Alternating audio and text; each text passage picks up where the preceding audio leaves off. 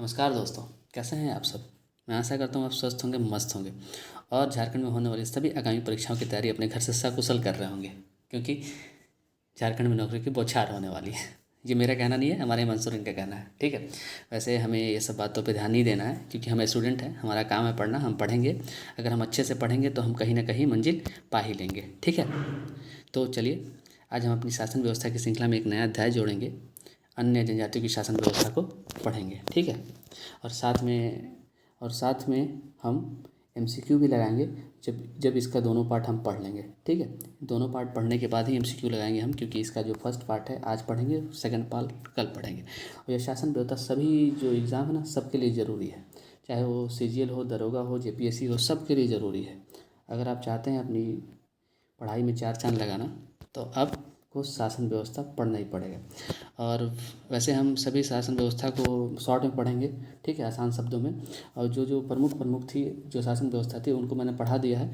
आप description box में उनका लिंक दिया हुआ है, आप जाकर देख सकते हैं अगर आप नहीं देखे हैं तो चलिए हम आगे बढ़ते हैं। ठीक है।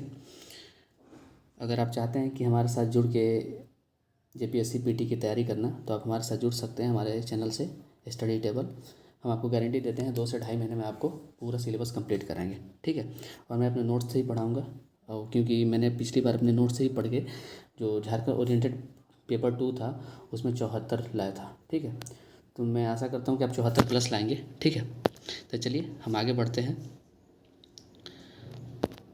अपनी शासन व्यवस्था की श्रृंखला को आगे बढ़ाते हैं। ठीक है। चलिए देखते हैं। देखिए, झारखंड में बहुत सारी जनजातियाँ हैं। ठीक है। तो सभी जनजातियों की शासन व्यवस्था को पढ़ना उतना वो डिफ़िकल्ट हो जाता है, इसलिए हम शॉर्ट में पढ़ेंगे। ठीक है। और जितना इंपॉर्टेंट है उतना ही पढ़ेंगे। ये मेरा नोट्स है, मैं अपने नोट्स से ही पढ़ाऊँगा आपको, और उतना ही पढ़ाऊँगा जितना ज़रूरी होगा। ठीक है। और जो जो क्वेश्चन आया हुआ है उसको भी मैंने डिस्क्राइब कर दिया, उसमें लिख दिया है। चलिए हम पहले से स्टार्ट करते हैं। ठीक है। पहले आप जानते हैं कि झारखंड में 32 जनजातियाँ निवास करती हैं, जिनमें से हम कुछ जनजातियों की शासन व्यवस्था को अभी पढ़ेंगे। चलिए, पहला हम पढ़ते हैं असुर। ठीक है। असुर जनजातियों की शासन व्यवस्था। ठीक है। मैं आपको बता दूं कि असुर जो जनजातियां हैं, ठीक है, रुकिए मैं कलर चेंज कर लेता हूँ, शायद ये, हाँ ब्लू अच्छा रहेगा। हाँ, तो जो असुर जो जनजाति हैं वो भारत बोल रहा हूँ, झारखंड की सबसे प्राचीन जनजाति है। किसकी? झारखंड की सबसे प्राचीन जनजाति है। और ये क्वेश्चन पूछा जाता है कि झारखंड के सबसे प्राचीन जनजाति कौन है, तो असुर हैं। और ये क्वेश्चन 2016 में किसी न किसी एग्ज़ाम में पूछा गया है, मुझे ध्यान नहीं है कौन से एग्ज़ाम में, मगर पूछा गया है। ठीक है। ये पूछा गया है। और जो जो असुर जनजातियों हैं, उनका जो उल्लेख है वो ऋग्वेद भी मिलता है, आरण्य में भी मिलता है, और महाभारत में भी मिलता है। तो क्वेश्चन ये भी बन सकता है कि झारखंड की कौन सी ऐसी जनजातियां हैं जिनका जो उल्लेख है वो ऋग्वेद में मिलता है। तो आप अगर पढ़े रहेंगे तो आप असुर को टिक करके निकल सकते हैं। ठीक है। और जो असुर का जो मुख्य पेशा है, ठीक है, असुर जनजाति का जो मुख्य पेशा है उनका लोहा गलाना। ठीक है। और ये क्वेश्चन जेपीएससी 2021 में पूछा गया है। देख रहे हैं आप कितना इजी क्वेश्चन पूछा जाता है। तो उनका जो मुख्य पेशा है वो लोहा गलाना है। और इनके जो सर्वोच्च देवता हैं उनको सिंह भोंगा कहते हैं। ठीक है। सर्वोच्च देवता को क्या कहते हैं? सिंह भोंगा। उनकी जो युवा गिरी है उसको गतियोड़ा कहते हैं। ठीक है। गतियोड़ा मुंडाई जनजाति की भी जो युवा गिरी होता है उसको भी बोलते हैं। ठीक है। तो ये इन सबका मैं ट्रिक बना दूंगा युवा गिरी का, आप एक बार देख लीजिएगा। युवा गिरी भाषा, ठीक है, और बधुमूल्य, और हाँ बधुमूल्य, ये 3 चीज़ का मैं ट्रिक बना दूंगा। आप एक बार पढ़ लेंगे ना तो याद हो जाएगा। तो इसके लिए कुछ चिंता नहीं करना है कि आपको अभी याद नहीं हो रहा इसका क्या है। ठीक है। और इसका भी ट्रिक बनाऊंगा मैं कि सभी जातियों के जो प्रमुख हैं, जो ग्राम पंचायत के प्रमुख होते हैं, उनका क्या नाम होता है, इसका भी ट्रिक बना दूंगा। ठीक है। तो चलिए हम स्टार्ट करते, मतलब अपनी पढ़ाई को कंटिन्यू करते हैं कि जो युवागिरी है उसको गतियोड़ा बोलते हैं। और ये जो असुर जनजाति है ना, ये गुमला क्षेत्र में ज़्यादातर निवास करती हैं। ठीक है। कहाँ? गुमला क्षेत्र में ज़्यादातर निवास करती हैं। चलिए अब हम इनकी शासन व्यवस्था को देख लेते हैं कि जो असुर जनजाति की शासन व्यवस्था कैसे काम करती है। ठीक है। असुर जनजाति की शासन व्यवस्था को पंच पंचायत कहते हैं। और पंच पंचायत इसलिए कहते हैं कि इनमें 5 लोग होते हैं जो वरिष्ठ लोग होते हैं गांव के। ठीक है। और जो ज़्यादा अनुभवी होते हैं वही लोग सभी विवादों का निपटारा करते हैं, इसलिए उनको पंच बोलते हैं। ठीक है। इसलिए पंच पंचायत के नाम से इन्हें जाना जाता है। और इसका जो प्रमुख जो अधिकारी होता है, जो प्रमुख होता है, पंचों में भी एक प्रमुख होता है ना, जो ज़्यादा वरिष्ठ हो, ज़्यादा अनुभवी हो, तो उनको महतो कहते हैं। ठीक है, बस सबको इतना ही याद रखना है, क्योंकि सभी जनजातियों की शासन व्यवस्था में से बस आपको इतना याद रखना है कि उसके प्रमुख कौन होते हैं, इतना से आपका काम चल जाएगा। वैसे मैं नीचे लिख दिया हूँ, बैगा उसका धार्मिक प्रमुख होता है, पुजार बैगा का सहयोगी होता है, गुड़ई संदेशवाहक होता है। ठीक है, बस इतना ही पढ़ना है आपको। बस मैं बोल रहा हूँ इम्पोर्टेंट बस ये है कि उसका जो प्रमुख कौन है, महतो, सभी जनजातियों में बस प्रमुख। ठीक है, और बाकी जो फैक्ट है जो डायरेक्ट चले आते हैं वो तो है ही, जैसे लोहा गलाना हो गया, मुख्य पेशा, ये सब तो आप पढ़ ही लेंगे, और एक बार पढ़ेंगे तो आपको याद हो जाएगा। ठीक है, मेरे जो नोट्स है उसका बस एक बार आप 2 बार रिवीजन मारिए और फिर एमसीक्यू लगाइए। ठीक है, मैं आपको एमसीक्यू लगाऊंगा जब मैं पार्ट 1 पार्ट 2 ख़त्म कर लूँगा। ठीक है, चलिए अब हम बथुड़ी जनजाति को पढ़ते हैं। बथुड़ी जनजाति की पंचायत को क्या कहते हैं भाई? तो बथुड़ी जनजाति की पंचायत को पंचायत ही कहते हैं, क्योंकि ये जातीय पंचायत होता है। ठीक है, और इनका जो प्रमुख होता है उसको दोहर कहते हैं। क्या होता है? दोहर। बस आपको इतना ही याद रखना है। और उसमें फैक्ट ये है कि यह जनजाति स्वर को भूइयाँ का पूर्वज बताती है। ठीक है, मतलब ये जनजाति स्वर को भूइयाँ का पूर्वज बताती है, और साथ ही ये अपने आप को क्षत्रिय मानती है। बस इतना ही याद रखना है। ये क्वेश्चन पूछा जा सकता है कि कौन सी ऐसी जनजाति है जो भूइयाँ को अपना पूर्वज बताती है और अपने आप को क्षत्रिय मानती है। बस बथुड़ी टिक करके आ जाना है अगर क्वेश्चन आए तो। ठीक है, और ये देखिए अब हम पढ़ते हैं सबर। सबर जनजाति आप पढ़ लीजिए, ये इंपॉर्टेंट है। सबर जनजाति जो है ना, वो इंपॉर्टेंट जनजातियों में से एक आता है। ठीक है, सबर जनजातियों की पंचायत का जो प्रमुख होता है उसको प्रधान कहते हैं। क्या कहते हैं? प्रधान कहते हैं। तो इसका जो सहयोगी गुणित होता है, जो संदेशवाहक के रूप में कार्य करता है, जैसे सूचनाओं का आदान प्रदान करना। ठीक है, प्रधान की सूचनाओं को गांव में पहुंचाना, गांव की सूचनाओं को प्रधान तक पहुंचाना, ये गुणित का काम है। बस गुणित का और कुछ काम नहीं है।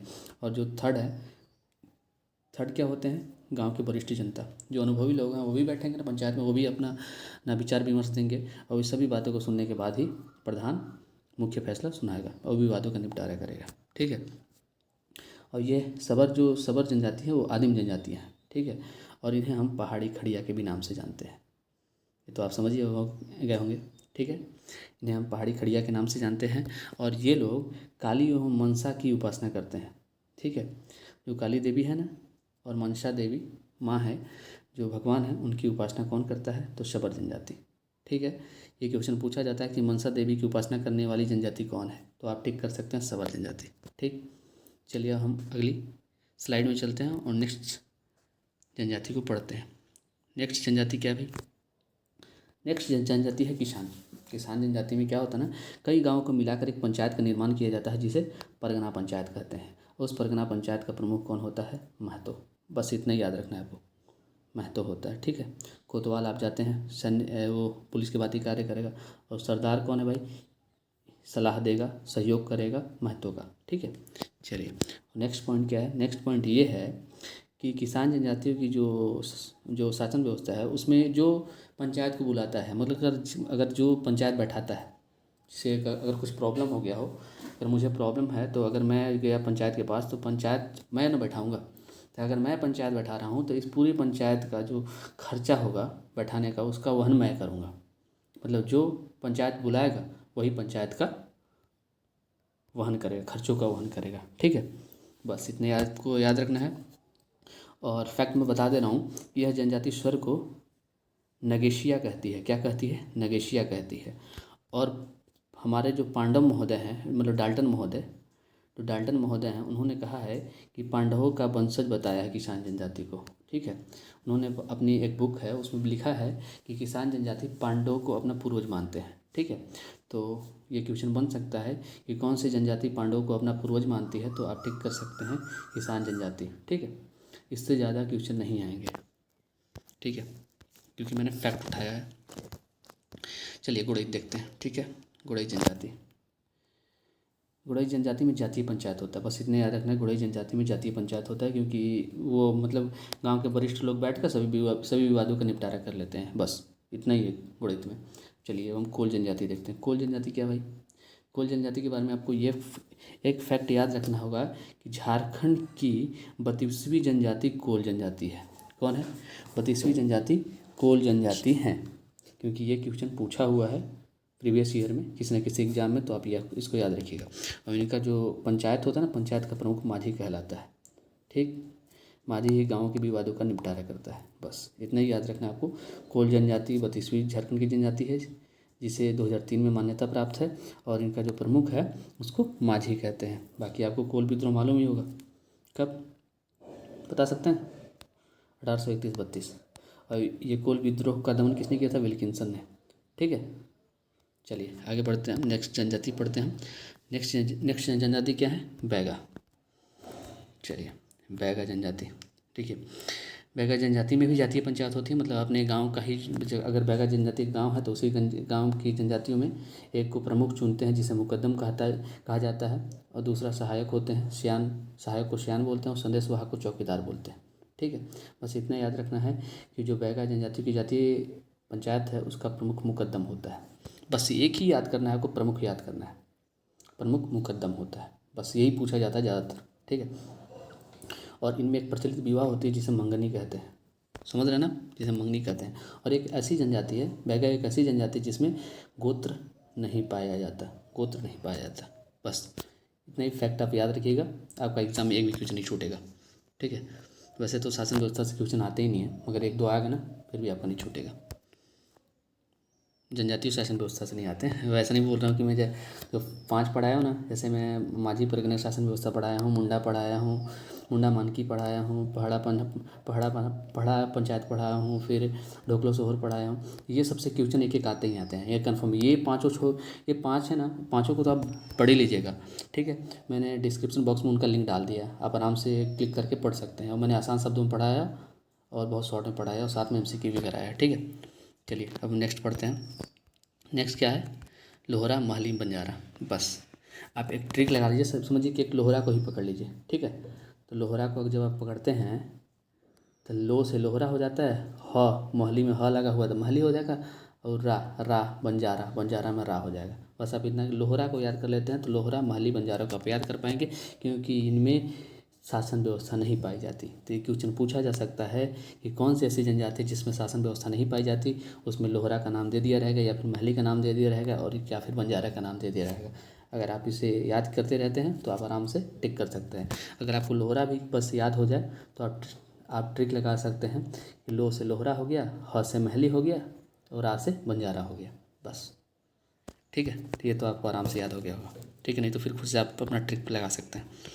चलिए नेक्स्ट जो जनजाति है, बेदिया जनजाति। बेदिया जनजाति क्या है? जो बेदिया जनजाति की जो पंचायत है उसका जो प्रधान होता है उसको महतो या फिर प्रधान ही बोलते हैं। ठीक है, और जो इनका सहयोगी होता है उसको गोड़त बोलते हैं। बस इतना आप बस याद करना है आपको कि बेदिया जनजाति के प्रधान को क्या कहते हैं? महतो कहते हैं। और इनका जो अंतर्ग्रामीय जो विवाद होता है, जैसे अंतर्ग्रामीय विवाद, पंचायत विवाद समझते हैं आप? ये 2 पंचायत हो गए, बीच में नदी पार हो रहा है, ये बोलेगा ये नदी मेरा, ये नदी मेरा, इस विवाद का निपटारा कौन करेगा? तो परगनैत करेगा। ठीक है, अब बस इतने याद रख लीजिए कि इसका जो प्रधान होता है उसको महतो कहते हैं। अब अगर महतो किसी भी विवाद का निपटारा नहीं कर पाता है तो वो कहाँ चला जाएगा? तो अंतर्ग्रामीण पंचायत का जो, हाँ चलिए मैं क्या बोल रहा हूँ, वो परगनैत में चला जाता है। ठीक है, ठीक है, अंतर्ग्रामीण जो विवाद है वो परगनैत में चला जाएगा। बस इतना आप याद रखिए। ठीक है, चलिए आगे बढ़ते हैं। ब्रिजिया जनजाति देखिए। ठीक है, ब्रिजिया जनजाति की शासन व्यवस्था को क्या बोलते हैं? पंचायत। ठीक है, पंचायत बोलते हैं। और इनका जो पंचायत का प्रमुख उसको होता है उसको गद्दी बोलते हैं। गद्दी, ये याद रखिएगा, प्रमुख हमेशा आपको याद रहना चाहिए। ठीक है, प्रमुख का मैं एक ट्रिक बनाऊंगा और उस ट्रिक के जरिए आप प्रमुख पूरा याद कर सकते हैं। ठीक है, एकदम ईजी हो जाएगा, क्योंकि क्या है ना, क्वेश्चन भी पूछे जाएंगे तो प्रमुख ही पूछे जाएंगे, और कुछ जनजाति में इनमें है कुछ नहीं। ठीक है, पूछने को। तो चलिए, और कुछ फैक्ट है, फैक्ट तो आपको याद ही हो जाएगा।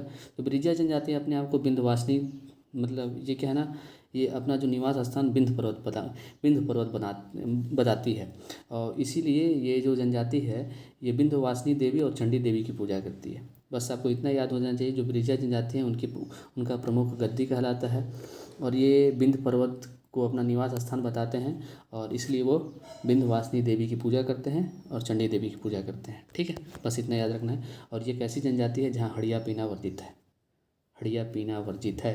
ये बहुत इंपॉर्टेंट है, क्योंकि पूछ लिया जाएगा कि झारखंड की कौन सी ऐसी जनजाति है जिस जनजाति में हड़िया बीना वर्जित है तो परिचय जनजाति आपको टिक करके निकलना होगा, ठीक है। उसमें यू अग्री नहीं पाया जाता, बस इतना ध्यान रखेंगे आप। चलिए आगे बढ़ते हैं। नेक्स्ट जनजाति है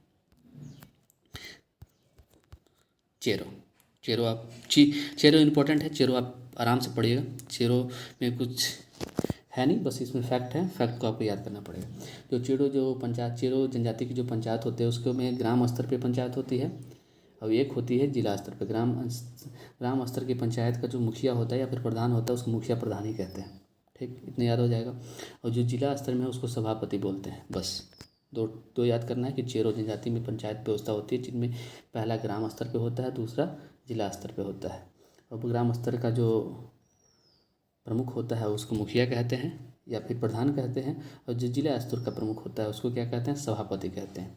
अगर इस ग्राम स्तर किसी भी विवाद का निपटारा नहीं कर पाएगा तो जिला स्तर में चला जाएगा। बस इतने याद रखना है आपको।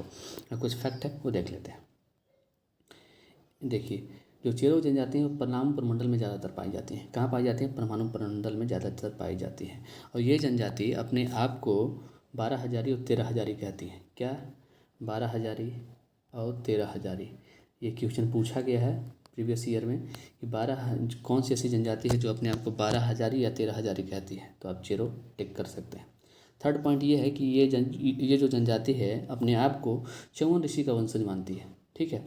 तो ये भी क्वेश्चन पूछा जा सकता है, ये फैक्ट है, इसको याद रखिएगा, ठीक है।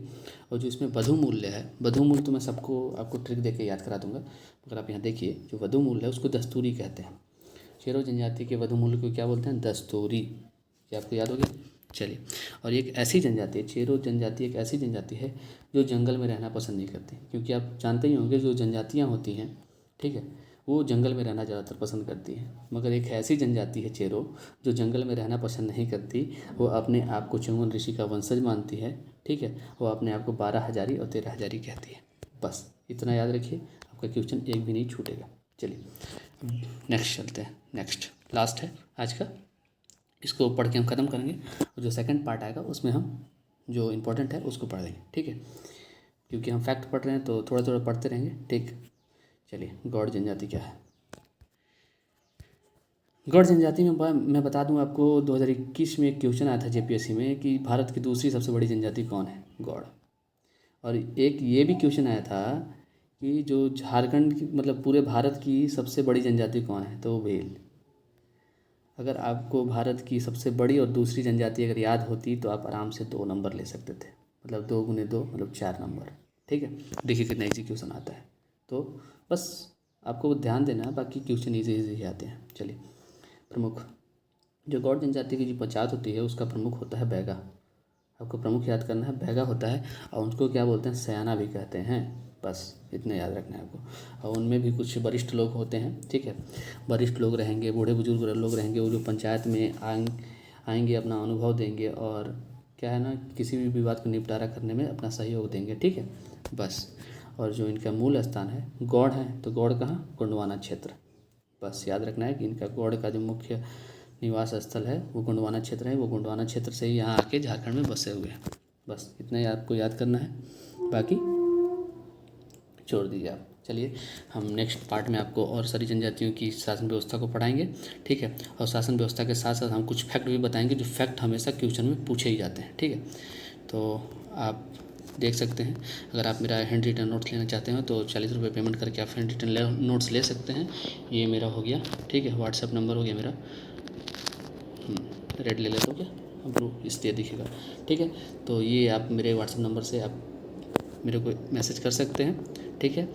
और अगर आप मेरा कंप्लीट हैंड रिटन नोट लेना चाहते हैं तो आप 500 रुपये पेमेंट करके, ठीक है, आपको प्लस 10 सीरीज़ भी मिलेगा, ठीक।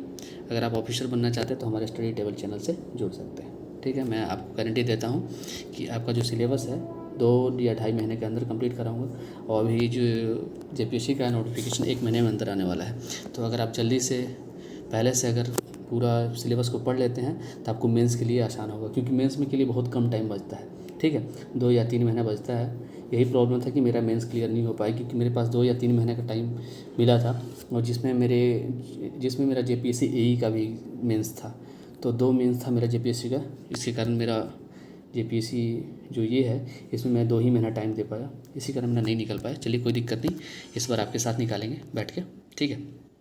तो आप आराम से कर सकते हैं।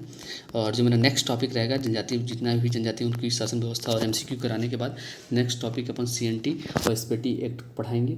और ये इतना आसान तरीके से मैं पढ़ाऊँगा ना कि आप 1 से 2 बार देखेंगे आपके दिमाग में छप जाएगा। और इससे क्वेश्चन 10 नंबर का आता है।